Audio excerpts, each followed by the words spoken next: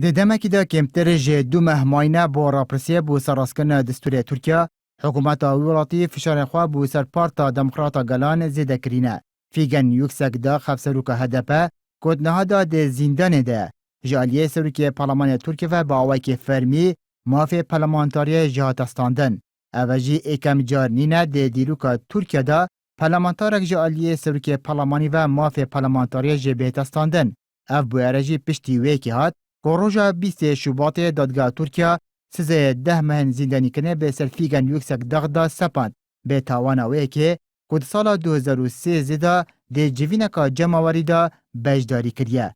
بریان هاجی دوزگریا گشتی دا خوازا سزایا 83 سال زندانی کنه بو یکسک داخ بری بو به تهمتا پشتوانی کرنا پککه.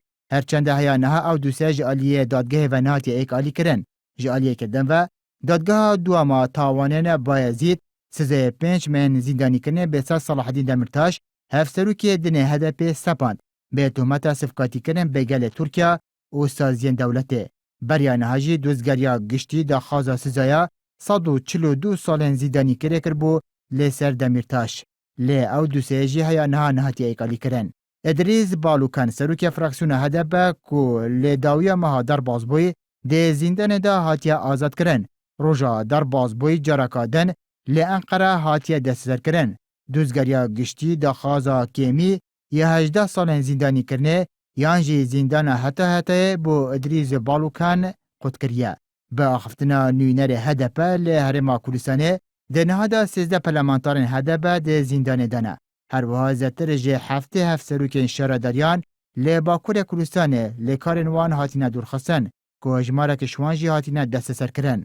زتر جه 12,000 اندامو و چالکوان سیاسین هدف و بدپجی ده ما چند مهن در باز بیده هاتینا دست سر کرن. زتر جه 10 روزان گنده خراب باوا یا سر به باجارو که نسی بینج آلیه هزن اولاکاری و هاتیا دور پیش کرن و ریک بر خراوین جواکا نف دولتی نایت دان سر دانا وی گوندی بکن. اوجی پشتی وی که ته که بریا چند روزان هزن اولاکاریان ترکیه لیوی گوندی 3 کس کشتنو و وینین یادگاری لسر ترمیوان بالا وکرن. حکومت ترکیه بیشتن 3 کشتی اندامن پککی بون.